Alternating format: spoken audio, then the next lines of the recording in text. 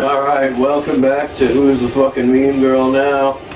I'm your host, Carmine Electrode, aka Brian Cirillo, founder of Amazing Conspiracy Realist Channel and Amazing Conspiracy Realist Academy, as well as the lead singer of Lex Naturalis, the drummer and singer for Death Cult Pharmaceutical, and I am also now the lead singer in Something Wicked, which is a power and thrash metal tribute band. And I picked out the lyrics and the songs for this band deliberately, just about some of the darkest elements of life, but in a way that's true and honest to the occult tradition. And so, it's Four Horsemen, Sabbath, Bloody Sabbath, just to name a few. And, on the more basic level, there's We're Not Gonna Take It, But, of course, that's gonna be like our most famous song that we play. Everything else is, we got Something Wicked by Nuclear Assault, just giving people that like brutal, harsh elements of life.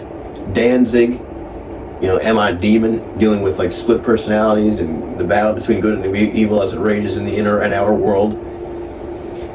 And different themes as that, and so really excited to get that project launched. We've been working on material for the better part of this year. Came up with a pretty lengthy, suggested cover list, and we haven't really penetrated too hard into that. No pun intended. And so today I was going to talk about something that Mark Passio, someone that we've referenced on my show and a lot of my material, he was on a few interviews recently where he went over again, because he's gone over it many times, the real 7 deadly sins. See, part of the problem that I have with a lot of people's worldview and paradigm and how it just doesn't jive with what I feel like the truth is about who we really are. It's all based in just old, outdated ideas like the 7 deadly sins, and nobody ever contrasts them with something more truly, sinful behavior, things that actually cause harm to others. That's the main thing. And like the 7 deadly sins are just like bad habits. They're unhealthy ways that can lead to harm to others possibly, but genuinely not. So, it's just more like the 7 bad ideas, really. And then the 7 deadly sins are a whole other thing. And so what Mark has as the 7 deadly sins, which I would agree with him. I don't know if he's the only person that ever came up with this as the 7 deadly sins. I would hope not, but it's possible. But the true 7 deadly sins, here we go. Assault, theft of property, doesn't include another human being or another living thing. Murder, rape, trespass, lying, coercion. Now imagine a world in which it was so ingrained in people that these are the 7 deadly sins. We wouldn't allow for coercion by the state. We wouldn't allow for all the violence that the state does is wrapped up in like every single one of those sins. And we would just know better and strive for something better instead of just keep playing, into their hands over and over again. It's like people say like, I'm working within the system. It's like, yeah, that sucks. And you're not really seeing the whole picture, are you? Because people think they have it figured out, like who the establishment is and who's the dictatorial force out there, but it's not such a clear-cut thing. It kind of takes a little bit more sleuthing, to figure out what the real power structure is about. And even people within the alternative research movement, they could even get pigeonholed into one idea, like, and just focus on one topic or area, and they get lost in the sauce. And so it took a lot of work for a guy like Michael Dessarian to research the things he's researched about the power structures and the tools that they use. It's like people get wrapped up in, are you are you anti-capitalist, or are you a socialist, or are you this or are you that? And like at the end of the day, they're all different chess pieces on a board, and they're just being played. They're just use these different ideologies and mass movements as just a way to move the hidden hand. The hidden hand moves through these, what's supposed to be grassroots political movements. It just moves its way right through these things and plays them off against each other.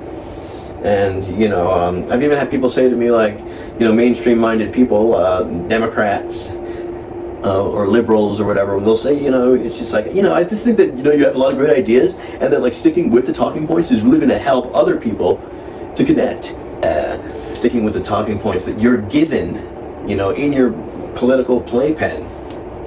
And it's just, it takes like more, I guess, the artists to see these things, but, I could say that, but then there's a lot of artists that are still not going to get it, are still very, it's just like you watch that CNN all day and you just sit there and they're like identifying with you. They're trying to become like, pretend like they're one of you and they're just a voice of the people. It's just like, but it's such a facade. And if only you could see through it, it's just for people that are stuck in that realm of it,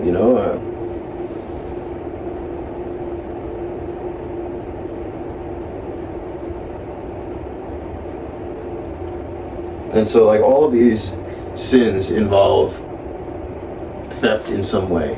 Assault is,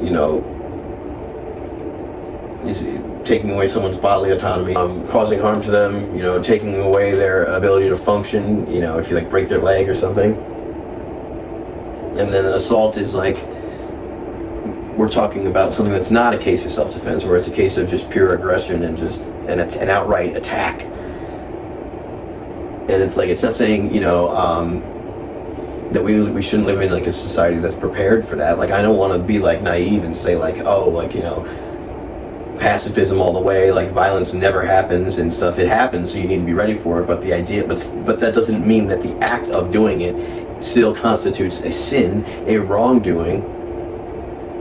So yeah, assault, theft, murder, rape, these are all taking something or something, or like, it's all robbing someone of something. That's everything it encapsulates. It's taking something that doesn't belong to you, whether it's involving someone's bodily autonomy, or it involves their physical property, or deception, right? Or persuasion and basically gaslighting and grooming someone, through coercion, and so kind of circling back into the whole dating thing. Is like, whenever I decide as a man, I'm gonna, get back on the horse and try to like meet a girl and like, figure out how to talk to women and how to be better socially and like just be better at, interacting socially with people, just so I could have that skill, and it would be a good skill anyway, and it's not all bad. And so then I get into it, then all of a sudden it becomes like obsessed with reading about different power games, and it's just Machiavellian. All these these videos are out there of like an AI generated voice and a picture of an old philosopher, and they'll tell you all about what he would say, and got too addicted to those videos these past couple weeks. And then like Machiavelli's those are like out there, are ridiculously crazy, on how to like, and I'm just kind of like watching it like, as like devil's advocate, to see like what are they actually teaching people in these things, like, just total like manipulation, like morality doesn't exist, and it's all about just like power over others, and just constant like just savagery and just straight up ruthless aggression, and compare yourself to like a gazelle. It's like, so getting into all that, and then seeing that like then he has all of his dating tricks, and like, a woman would love Machiavelli for all the tricks in his trade that he can pull over on her and stuff. And it's like, you watch all these videos, and I've watched these things for years, and like, it's like, sometimes it's like the art of seduction that I totally miss and I'm totally just bad at, or is it just the fact that I don't want to coerce people? I want like more of an honest, open exchange if I'm going to be like sleeping with someone. And that's why, as a bisexual man, when it comes to dating guys, this has always been like a no-brainer. Like, it's like, as far as women are concerned, I'm just completely socially like inept. And that's like the worst thing you could be, because what else is there, then otherwise they'll just assume that, my hobbies and interests aren't in, researching the occult and playing music, webcam model and all that. They would just think that I'm just some guy who just sits around and just stares at the walls and just God knows what, just assuming that I'm like, maybe like one of these video game addicts or something like that. So it's easy for people to get the wrong impression and stick to it. That's the thing. In this day and age, people will get the wrong impression. If you're any kind of outsider, you don't have to be Carmine Electrode, or, it's like any type of outsider, you're going to get that like pull to withdraw socially a little bit. And it's not to say I don't have a social life, it's just that I keep it relatively small, and I've downsized it. Like, if it gets just to be too much, I've downsized it. And it still freaks me out, when you are in your 30s and you meet someone who is trying to be your new friend. And it's just really, and sometimes you don't even really want to be. Like, you just kind of see them at places, and then they're just like, hey, what are you doing today? And it's just like, yeah, like, I mean, you seem like a cool... Oh, get that out. And so, yeah, people are,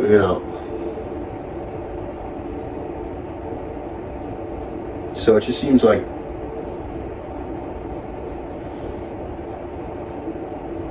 it doesn't seem like there's a lot of room in romantic love anymore for anything that doesn't involve coercion. And then, of course, all the dating coach and advice world is just saying to guys like, oh, you're going to be successful, you're going to have everything, this image of success, the classic image of success, like, oh yeah, now you got like the woman of your dreams, and you're like finally happy for the first time.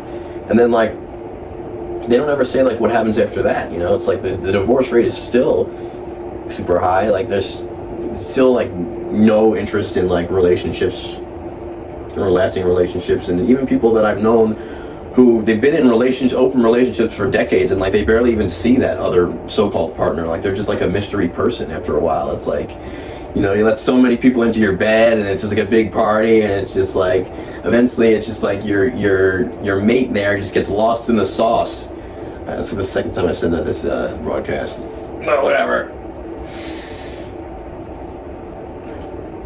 I figure I'm going to get better at doing this by doing it. And I saw, whenever there's a good idea, like the real seven deadly sins, and I could differentiate that between what people know as the regular 7 deadly sins, then, that's the whole point of the goddamn video, okay?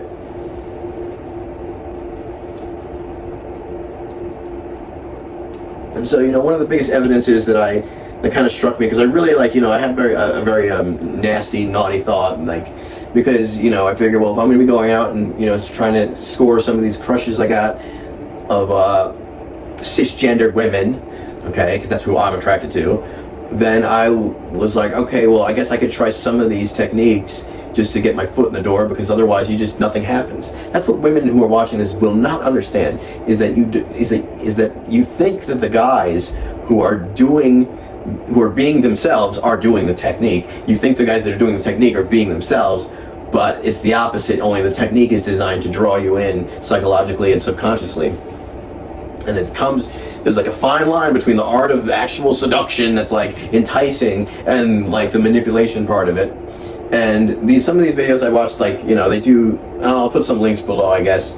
It's kind of embarrassing to say I watch some of this stuff. It's a little bit ridiculous, but I mean, it is what it is. It's Machiavelli. It's like, this is his philosophy, and it's what we're going to go over the flaws, and just going for the will to power, comparing yourself to an animal. Like, it doesn't really, there's logical arguments that defeat it in saying, like, the thing is, we do have reason compared to animals. We can choose to do the right thing and not fuck with someone else. Like, you can leave someone alone. Like, and a lot of animals do leave other animals alone for the most part, unless they're hunting them to eat. And so it's like, there is such a thing as abstinence from use of force against another person. There is, a way to, I'd like to believe that once upon a time there was a way to actually date people without total coercion tactics. And like, it's just some things just seems to be inverse within, the social picture, if that's like the standard norm. Is it, even if it's like not even really coercion, it's still like leaning towards that more than brute honesty. And it's just there, I guess there, the part of it is just, we have to figure out, like, if we don't understand each other as men and women, I think there needs to be more people asking why, and like not to blame the other side. It's just to say, like, where's the missing information? What are we all missing? And I think it has to do with a lot of these alternative creation ideas. and origin stories. And so that's a whole nother can of worms, but it's like, the idea that like trauma from the past still affects people even if they weren't alive when it happened. Big traumatic events, affect the whole human psyche. And then so when you have individual trauma events in your life, it kind of compounds with all that stuff. And so I think women are kind of just in this mode where they know that stuff is kind of there, and they just think, oh, well, these guys, these men, they don't get it. They don't know how deep we are. So, they they can't be trusted. They're like wild animals, and all these rules and parameters need to be set around that, them and their craziness, just to keep me, safe. And so it's like presented like that. Again, like there's so many flaws with the social Darwinist paradigm, and there's so many things keeping that paradigm in business, in place, being taught in the schools, and like only showing you evidence for that, and like, excluding all other evidence as pseudoscience. And so it's all part of a psyop, just like so many other things, to keep you in that limited framework. See, falling to the will to power it is falling. It isn't like when you decide that you don't care about anything but power for yourself. That is, in a sense, it's a fall from true grace. And even if people are successful in that, I'm sure any tragedies or struggles or major disappointments or lost relationships, it still is going to affect them in some way. Even if they repress those emotions, it's still going to cause a disease or cause something down the line that's karmically going to match with their energy. And so we see a lot of this just overall theme of the inversion of nature, the manipulation of another's will through coercive tactics and trigger words, and playing on people's emotions and abandonment and insecurity and things like that. And just this idea that you can do it because nothing really matters. Morality is just an illusion, and it's just to keep you from being this mega powerhouse. And and so like basically like the prevalence of relativism in society, and the idea that it's all just a random chaotic event, it just kind of gives people an excuse to kind of just go nuts. I think that there was an alien, some sort of manipulation between us and another species. And so it's not so much the inner beast is a ape or something related to that.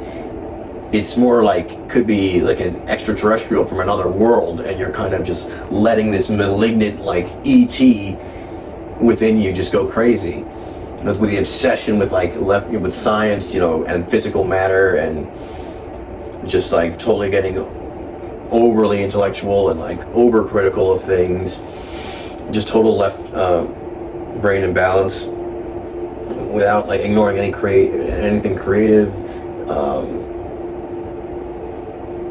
Just very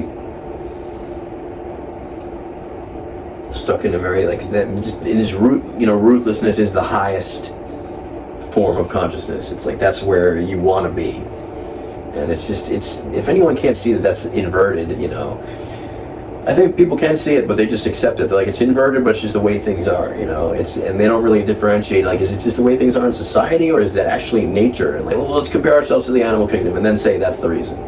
When, again, there's the reason. The reason is the reason why we're not like the animals, is because we can discern, and we can have a concept for the violation of conduct versus the non-aggression principle. And so we could choose to be ignorant, or we could become knowledgeable. So like everything with us is more like a choice on a higher level of thought, like an overall thought paradigm that takes it to another level in cosmic evolution. And so it's a gift that we have, and we can either use it for our destruction or for our advancement.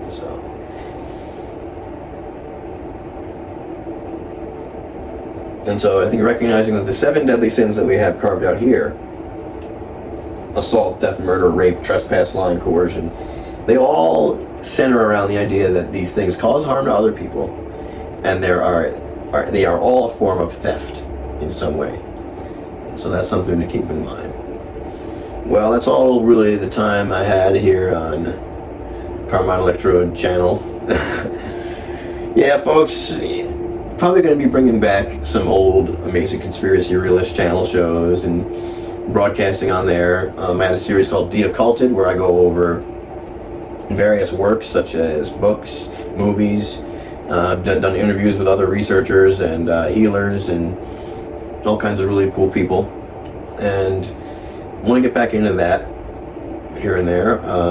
So just, don't want to really give up on Amazing Conspiracy Realist channel. I don't want to give up on this either. I think this is a good, outlet as well. And so I think I'm just going to stick with all of it. And, I always forget what the ending tagline is going to be. Bye.